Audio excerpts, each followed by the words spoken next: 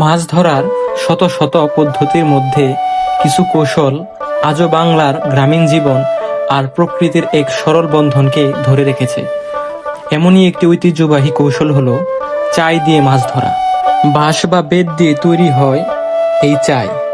এটি শুধু একটি ফাঁদ নয়, এটি গ্রাম বাংলার কারিগরদের এক নিপুণ শিল্প। বর্ষার জলে যখন খাল বিল ভরে ওঠে তখন শুরু হয় এর প্রস্তুতি। এর জন্য প্রথমেই বেছে নিতে হয় একটি সঠিক জায়গা, যেখানে ছোট মাছের আনাগোনা বেশি। যেমন ধরেন নদীর তীর, ধান ক্ষেতের পাশে, ছোট্ট নালা বা বিলের কিনারা। ফাঁদ পাতার আগে কখনো কখনো ভেতরে টোপও দেয়া হয়, যেন ছোট মাছগুলো আকৃষ্ট হয়ে চায়ের দিকে ঘিরে ধরে। গ্রামের মানুষ খুব ভালোভাবে জানে কোন মাছ কোন সময় কোন দিক দিয়ে আসবে। এ যেন এক নীরব ধৈর্যের খেলা। রাতভর বা দিনে কয়েক ঘন্টা এই ফাঁদ পাতা থাকে জলের নিচে। প্রকৃতি তার নিজস্ব নিয়মে কাজ শুরু করে।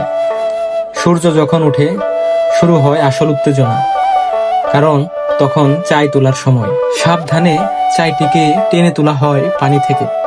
আর দেখুন, ভিতরটা ভরে আছে ছোট ছোট মাছের ভিড়ে। পুঁটি, চিংড়ি, বাউস আর কখনো কখনো বাইন মাছও। এ যেন মাটির মানুষের জন্য প্রকৃতির এক অমূল্য উপহার। এই মাছগুলো শুধু খাবার নয়, এটি গ্রামের অর্থনীতি আর সংস্কৃতিরও একটা অংশ। এই চাই এর মাধ্যমেই টিকে আছে হাজার হাজার বছরের পুরনো একটি জীবনযাত্রা।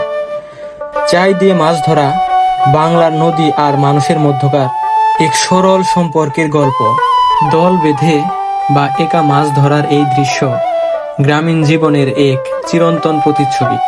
এই চায়ের মতো ঐতিহ্যবাহী মাছ ধরার কৌশলগুলো পরিবেশ বান্ধব।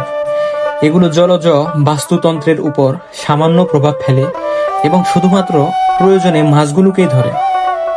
এই ঐতিহ্যবাহী পদ্ধতিটি আপনাদের কেমন লাগলো তা কমেন্টে জানাতে ভুলবেন না।